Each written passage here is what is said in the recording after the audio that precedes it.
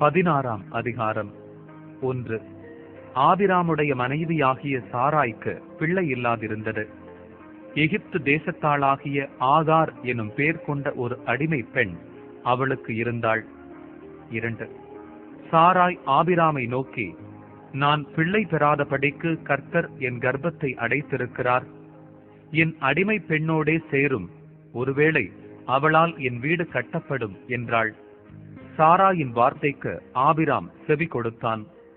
3. ஆபிராம் கானான் தேசத்தில் 10 வருஷம் குடியிருந்த பின்பு ஆபிராமின் மனைவியாகிய சாராய் எகிப்து தேசத்தாளான தன் அடிமை பெண்ணாகிய ஆகாரை அழைத்து அவளை தன் புருஷனாகிய ஆபிராமுக்கு மறுமனையாட்டியாக கொடுத்தாள். 4. அவன் ஆகாரோடே சேர்ந்த போது அவள் கர்ப்பம் தரித்தாள். அவள் தான் கர்ப்பவதியானதை கண்டபோது தன் நாச்சியாரை அற்பமாக எண்ணினாள். 5. அப்பொழுது சாராய் ஆபிராமை நோக்கி, எனக்கு நேரிட்ட அநியாயம் உமது மேல் சுமரும். என் அடிமை பெண்ணை உம்முடைய மடியிலே கொடுத்தேன். அவள் தான் கர்ப்பவதியானதை கண்டு என்னை அற்பமாக எண்ணுகிறாள். கர்த்தர் எனக்கும் உமக்கும் நடுநின்று நியாயம் தீர்ப்பாராக என்றாள். 6. அதற்கு ஆபிராம் சாராயை நோக்கி, இதோ உன் அடிமை பெண் உன் கைக்குள் இருக்கிறாள். உன் பார்வைக்கு நலமானபடி அவளுக்கு செய் என்றான். அப்பொழுது சாராய் அவளை கடினமாய் நடத்தினபடியால் அவள் அவளை விட்டு ஓடிப்போனாள். 7. கர்த்தருடைய தூதனானவர் அவளை வனாந்தரத்திலே சூருக்கு போகிற வழியருகே இருக்கிற நீரூற்றண்டையில் கண்டு. 8. சாராயின் அடிமை பெண்ணாகிய ஆகாரே, எங்கே இருந்து வருகிறாய், எங்கே போகிறாய் என்று கேட்டார். அவள், நான் என் நாச்சியாராகிய சாராயை விட்டு ஓடி போகிறேன் என்றாள். 9. அப்பொழுது கர்த்தருடைய தூதனானவர், நீ உன் நாச்சியார் அண்டைக்கு திரும்பி போய் அவள் கையின் கீழ் அடங்கியிரு என்றார். 10. பின்னும் கர்த்தருடைய தூதனானவர் அவளை நோக்கி, உன் சந்ததியை மிகவும் பெருக பண்ணுவேன், அது பெருகி எண்ணி முடியாததாயிருக்கும் என்றார். 11. பின்னும் கர்த்தருடைய தூதனானவர் அவளை நோக்கி, நீ கர்ப்பவதியாயிருக்கிறாய், ஒரு குமாரனை பெறுவாய். கர்த்தர் உன் அங்கலாய்ப்பை கேட்டபடியினால் அவனுக்கு இஸ்மவேல் என்று பெயரிடுவாயாக. 12. அவன் துஷ்ட மனுஷனாயிருப்பான். அவனுடைய கை எல்லாருக்கும் விரோதமாகவும் எல்லாருடைய கையும் அவனுக்கு விரோதமாகவும் இருக்கும். தன் சகோதரர் எல்லாருக்கும் எதிராக குடியிருப்பான் என்றார். 13. அப்பொழுது அவள், என்னை காண்பவரை நானும் இவ்விடத்தில் கண்டேன் அல்லவா என்று சொல்லி தன்னோடே பேசின கர்த்தருக்கு, நீர் என்னை காண்கிற தேவன் என்று பெயரிட்டாள். 14. ஆகையால் அந்த துறவு பெயர் லகாய் ரோயி என்னப்பட்டது. அது காதேசுக்கும் பாரேத்துக்கும் நடுவே இருக்கிறது. 15. ஆகார் ஆபிராமுக்கு ஒரு குமாரனை பெற்றாள். ஆபிராம் ஆகார் பெற்ற தன் குமாரனுக்கு இஸ்மவேல் என்று பெயரிட்டான். 16. ஆகார் ஆபிராமுக்கு இஸ்மவேலை பெற்றபோது ஆபிராம் 86 வயதாய் இருந்தான். 17ஆம் அதிகாரம். 1. ஆபிராம் 99 வயதான போது கர்த்தர் ஆபிராமுக்கு தரிசனமாகி, நான் சர்வ வல்லமையுள்ள தேவன், நீ எனக்கு முன்பாக நடந்து கொண்டு உத்தமனாயிரு. 2. நான் உனக்கும் எனக்கும் நடுவாக என் உடன்படிக்கையை ஏற்படுத்தி உன்னை மிகவும் திரளாய் பெருக பண்ணுவேன் என்றார். 3. அப்பொழுது ஆபிராம் முகங்குப்புற விழுந்து வணங்கினான். தேவன் அவனோடே பேசி, 4. நான் உன்னோடே பண்ணுகிற என் உடன்படிக்கை என்னவென்றால், நீ திரளான ஜாதிகளுக்கு தகப்பனாவாய். 5. இனி உன் பேர் ஆபிராம் என்னப்படாமல் நான் உன்னை திரளான ஜாதிகளுக்கு தகப்பனாக ஏற்படுத்தினபடியால் உன் பேர் ஆபிரகாம் என்னப்படும். 6. உன்னை மிகவும் அதிகமாய் பலுகப் பண்ணி உன்னிலே ஜாதிகளை உண்டாக்குவேன். உன்னிடத்திலிருந்து ராஜாக்கள் தோன்றுவார்கள். 7. உனக்கும் உனக்கு பின்வரும் உன் சந்ததிக்கும் நான் தேவனாயிருக்கும்படி எனக்கும் உனக்கும் உனக்கு பின் தலைமுறை தலைமுறையாக வரும் உன் சந்ததிக்கும் நடுவே என் உடன்படிக்கையை நித்திய உடன்படிக்கையாக ஸ்தாபிப்பேன். 8. நீ பரதேசியாய் தங்கி வருகிற கானான் தேசம் முழுவதையும் உனக்கும் உனக்கு பின்வரும் உன் சந்ததிக்கும் நித்திய சுதந்திரமாக கொடுத்து நான் அவர்களுக்கு தேவனாயிருப்பேன் என்றார். 9. பின்னும் தேவன் ஆபிரகாமை நோக்கி, இப்பொழுது நீயும் உனக்கு பின் தலைமுறை தலைமுறையாக வரும் உன் சந்ததியும் என் உடன்படிக்கையை கைக்கொள்ளுங்கள். 10. எனக்கும் உங்களுக்கும் உனக்கு பின்வரும் உன் சந்ததிக்கும் நடுவே உண்டாகிறதும் நீங்கள் கைக்கொள்ள வேண்டியதுமான என் உடன்படிக்கை என்னவென்றால், உங்களுக்குள் பிறக்கும் சகல ஆண் பிள்ளைகளும் விருத்த சேதனம் பண்ணப்பட வேண்டும். 11. உங்கள் நுனித்தோலின் மாம்சத்தை விருத்த சேதனம் பண்ண கடவீர்கள். அது எனக்கும் உங்களுக்கும் உள்ள உடன்படிக்கைக்கு அடையாளமாயிருக்கும். 12. உங்களில் தலைமுறை தலைமுறையாக பிறக்கும் ஆண் பிள்ளைகள் எல்லாம் 8ஆம் நாளிலே விருத்த சேதனம் பண்ணப்பட வேண்டும்.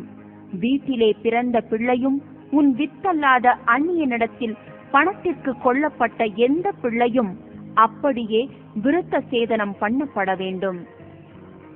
13. உன் வீட்டிலே பிறந்த பிள்ளையும் உன் பணத்திற்கு கொள்ளப்பட்டவனும் விருத்த சேதனம் பண்ணப்பட வேண்டியது அவசியம். இப்படி என் உடன்படிக்கை உங்கள் மாம்சத்திலே நித்திய உடன்படிக்கையாக இருக்க கடவது. 14.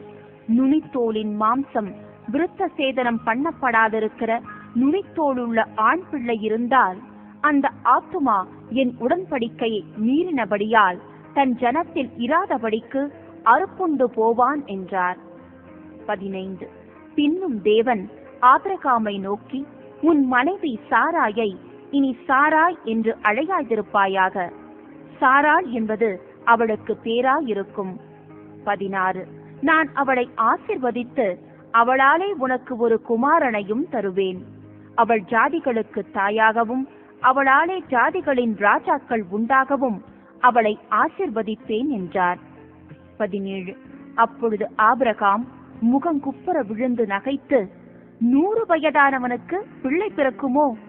90 வயதான சாராள் பிள்ளை பெறுவாளோ என்று தன் இருதயத்திலே சொல்லிக்கொண்டு, 18. இஸ்மவேல் உமக்கு முன்பாக பிழைப்பானாக என்று ஆபிரகாம் தேவனிடத்தில் விண்ணப்பம் பண்ணினான். 19. அப்பொழுது தேவன், உன் மனைவியாகிய சாராள் நிச்சயமாய் உனக்கு ஒரு குமாரனை பெறுவாள். அவனுக்கு ஈசாக்கு என்று பெயரிடுவாயாக. என் உடன்படிக்கையை அவனுக்கும் அவனுக்கு பின்வரும் அவன் சந்ததிக்கும் நித்திய உடன்படிக்கையாக ஸ்தாபிப்பேன். 20. இஸ்மவேலுக்காகவும் நீ செய்த விண்ணப்பத்தை கேட்டேன். நான் அவனை ஆசீர்வதித்து அவனை மிகவும் அதிகமாக பலுகவும் பெருகவும் பண்ணுவேன். அவன் 12 பிரபுக்களை பெறுவான். அவனை பெரிய ஜாதியாக்குவேன். 21. வருகிற வருஷத்தில் குறித்த காலத்திலே சாராள் உனக்கு பெறப்போகிற ஈசாக்கோடே நான் என் உடன்படிக்கையை ஏற்படுத்துவேன் என்றார். 22. தேவன் ஆபிரகாமோடே பேசி முடிந்த பின்பு அவர் அவனை விட்டு எழுந்தருளினார். 23. அப்பொழுது ஆபிரகாம் தன் குமாரனாகிய இஸ்மவேலையும் தன் வீட்டிலே பிறந்த யாவரையும் தான் பணத்திற்கு கொண்ட அனைவருமாகிய தன் வீட்டில் உள்ள ஆண் பிள்ளைகள் எல்லாரையும் சேர்த்து தேவன் தனக்கு சொன்னபடி அவர்கள் நுனித்தோலின் மாம்சத்தை அந்நாளிலே தானே விருத்த சேதனம் பண்ணினான். 24. ஆபிரகாமுடைய நுனித்தோலின் மாம்சம் விருத்த சேதனம் பண்ணப்படும் போது அவன் 99 வயதாயிருந்தான். 25. அவனுடைய குமாரன் இஸ்மவேலுடைய நுனித்தோலின் மாம்சம் விருத்த சேதனம் பண்ணப்படும் போது அவன் 13 வயதாயிருந்தான். 26. ஒரே நாளில் ஆபிரகாமும் அவன் குமாரன் இஸ்மவேலும் விருத்த சேதனம் பண்ணப்பட்டார்கள். 27. வீட்டிலே பிறந்தவர்களும் அந்நியரிடத்திலே பணத்திற்கு கொள்ளப்பட்டவர்களுமாகிய அவன் வீட்டு மனுஷர்கள் எல்லாரும் அவனோடே கூட விருத்த சேதனம் பண்ணப்பட்டார்கள். 18ஆம் அதிகாரம். 1. பின்பு கர்த்தர் மம்ரேயின் சமபூமியிலே அவனுக்கு தரிசனமானார். அவன் பகலின் உஷ்ண வேளையில் கூடார வாசலிலே உட்கார்ந்திருந்து 2. தன் கண்களை ஏறெடுத்து பார்க்கும் போது இதோ 3 புருஷர் அவனுக்கு எதிரே நின்றார்கள். அவர்களை கண்டவுடனே அவன் கூடார வாசலிலிருந்து அவர்களுக்கு எதிர்கொண்டு ஓடி தரை மட்டும் குனிந்து 3 ஆண்டவரே, உம்முடைய கண்களில் எனக்கு கிருபை கிடைத்ததானால் நீர் உமது அடியேனை விட்டு கடந்து போக வேண்டாம். 4 கொஞ்சம் தண்ணீர் கொண்டு வரட்டும். உங்கள் கால்களை கழுவி மரத்தடியில் சாய்ந்து கொண்டிருங்கள். 5 நீங்கள் உங்கள் இருதயங்களை திடப்படுத்த கொஞ்சம் அப்பம் கொண்டு வருகிறேன். அப்புறம் நீங்கள் உங்கள் வழியே போகலாம். இதற்காகவே அடியேன் இடம் வரைக்கும் வந்தீர்கள் என்றான். அதற்கு அவர்கள், நீ சொன்னபடி செய் என்றார்கள். 6 அப்பொழுது ஆபிரகாம் தீவிரமாய் கூடாரத்தில் சாராளிடத்திற்கு போய், நீ சீக்கிரமாய் 3 படி மெல்லிய மாவு எடுத்து பிசைந்து அப்பம் சுடு என்றான். 7 ஆபிரகாம் மாட்டு மந்தைக்கு ஓடி ஒரு நல்ல இளங்கன்றை பிடித்து வேலைக்காரன் கையிலே கொடுத்தான். அவன் அதை சீக்கிரத்தில் சமைத்தான். 8 ஆபிரகாம் வெண்ணையையும் பாலையும் சமைப்பித்த கன்றையும் எடுத்து வந்து அவர்கள் முன்பாக வைத்து அவர்கள் அருகே மரத்தடியில் நின்று கொண்டிருந்தான். அவர்கள் புசித்தார்கள். 9 அவர்கள் அவனை நோக்கி, உன் மனைவி சாராள் எங்கே என்றார்கள். அதோ கூடாரத்தில் இருக்கிறாள் என்றான். 10 அப்பொழுது அவர், ஒரு உத்பவ காலகட்டத்தில் நிச்சயமாய் உன்னிடத்திற்கு திரும்ப வருவேன். அப்பொழுது உன் மனைவியாகிய சாராளுக்கு ஒரு குமாரன் இருப்பான் என்றார். சாராள் அவருக்கு பின்புறமாய் கூடார வாசலில் இதை கேட்டுக் கொண்டிருந்தாள். 11 ஆபிரகாமும் சாராளும் வயது சென்று முதிர்ந்தவர்களாயிருந்தார்கள். ஸ்திரீகளுக்குள்ள வழிபாடு சாராளுக்கு நின்று போயிற்று.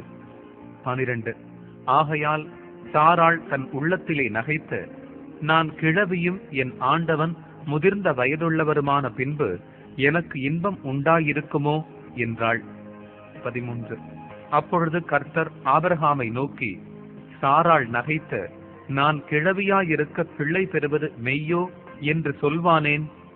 14 கர்த்தரால் ஆகாத காரியம் உண்டோ? உற்பவ காலகட்டத்தில் உன்னிடத்திற்கு திரும்ப வருவேன். அப்பொழுது சாராளுக்கு ஒரு குமாரன் இருப்பான் என்றார். 15 சாராள் பயந்து, நான் நகைக்கவில்லை என்று மறுத்தாள். அதற்கு அவர், இல்லை, நீ நகைத்தாய் என்றார். 16 பின்பு அந்த புருஷர் எழுந்து அவ்விடம் விட்டு சோதோமை நோக்கி போனார்கள். ஆபிரகாமும் அவர்களோடே கூட போய் வழிவிட்டு அனுப்பினான். 17 அப்பொழுது கர்த்தர், ஆபிரகாம் பெரிய பலத்த ஜாதியாவதினாலும் அவனுக்குள் பூமியிலுள்ள சகல ஜாதிகளும் ஆசீர்வதிக்கப்படுவதினாலும் 18 நான் செய்ய போகிறதை ஆபிரகாமுக்கு மறைப்பேனோ? 19 கர்த்தர் ஆபிரகாமுக்கு சொன்னதை நிறைவேற்றும்படியாய் அவன் தன் பிள்ளைகளுக்கும் தனக்கு பின்வரும் தன் வீட்டாருக்கும், நீங்கள் நீதியையும் நியாயத்தையும் செய்து கர்த்தருடைய வழியை காத்து நடவுங்கள் என்று கட்டளையிடுவான் என்பதை அறிந்திருக்கிறேன் என்றார். 20 பின்பு கர்த்தர் சோதோம் கொமோராவின் கூக்குரல் பெரிதாயிருப்பதினாலும் அவைகளின் பாவம் மிகவும் கொடியதாயிருப்பதினாலும் 21 நான் இறங்கி போய் என்னிடத்தில் வந்து எட்டின அதின் கூக்குரலின் படியே அவர்கள் செய்திருக்கிறார்களோ இல்லையோ என்று பார்த்து அறிவேன் என்றார். 22 அப்பொழுது அந்த புருஷர் அவ்விடம் விட்டு சோதோமை நோக்கி போனார்கள். ஆபிரகாமோ பின்னும் கர்த்தருக்கு முன்பாக நின்று கொண்டிருந்தான். 23 அப்பொழுது ஆபிரகாம் சமீபமாய் சேர்ந்து, துன்மார்க்கனோடே நீதிமானையும் அழிப்பீரோ? 24 பட்டணத்துக்குள்ளே ஒருவேளை 50 நீதிமான்கள் இருப்பார்கள். அதற்குள் இருக்கும் அந்த 50 நீதிமான்கள் நிமித்தம் ரட்சியாமல் அந்த ஸ்தலத்தை அழிப்பீரோ? 25 துன்மார்க்கனோடே நீதிமானையும் சங்கரிப்பது உமக்கு தூரமாயிருப்பதாக. நீதிமானையும் துன்மார்க்கனையும் சமமாய் நடப்பிப்பது உமக்கு தூரமாயிருப்பதாக. சர்வலோக நியாயாதிபதி நீதி செய்யாதிருப்பாரோ என்றான். 26 அதற்கு கர்த்தர், நான் சோதோமில் 50 நீதிமான்களை கண்டால் அவர்கள் நிமித்தம் அந்த ஸ்தலம் முழுதையும் ரட்சிப்பேன் என்றார். 27 அப்பொழுது ஆபிரகாம் பிரதியுத்தரமாக, இதோ தூளும் சாம்பலுமாயிருக்கிற அடியேன் ஆண்டவரோடே பேசத் துணிந்தேன். 28. ஒருவேளை 50 நீதிமான்களுக்கு 5 பேர் குறைந்திருப்பார்கள். அந்த 5 பேர் நிமித்தம் பட்டணம் முழுதையும் அழிப்பீரோ என்றான். அதற்கு அவர், நான் 45 நீதிமான்களை அங்கே கண்டால் அதை அழிப்பதில்லை என்றார். 29. அவன் பின்னும் அவரோடே பேசி, 40 நீதிமான்கள் அங்கே காணப்பட்டாலோ என்றான். அதற்கு அவர், 40 நீதிமான்கள் நிமித்தம் அதை அழிப்பதில்லை என்றார். 30. அப்பொழுது அவன், நான் இன்னும் பேசுகிறேன், ஆண்டவருக்கு கோபம் வராமல் இருப்பதாக. 30 நீதிமான்கள் அங்கே காணப்பட்டாலோ என்றான். அதற்கு அவர், நான் 30 நீதிமான்களை அங்கே கண்டால் அதை அழிப்பதில்லை என்றார். 31. அப்பொழுது அவன், இதோ ஆண்டவரோடே பேசத் துணிந்தேன், 20 நீதிமான்கள் அங்கே காணப்பட்டாலோ என்றான். அதற்கு அவர், 20 நீதிமான்கள் நிமித்தம் அதை அழிப்பதில்லை என்றார். 32. அப்பொழுது அவன், ஆண்டவருக்கு கோபம் வராதிருப்பதாக. நான் இன்னும் இந்த ஒரு விசை மாத்திரம் பேசுகிறேன், 10 நீதிமான்கள் அங்கே காணப்பட்டாலோ என்றான். அதற்கு அவர், 10 நீதிமான்கள் நிமித்தம் அதை அழிப்பதில்லை என்றார். 33. கர்த்தர் ஆபிரகாமோடே பேசி முடிந்த பின்பு போய்விட்டார். ஆபிரகாமும் தன்னுடைய இடத்துக்கு திரும்பினான்.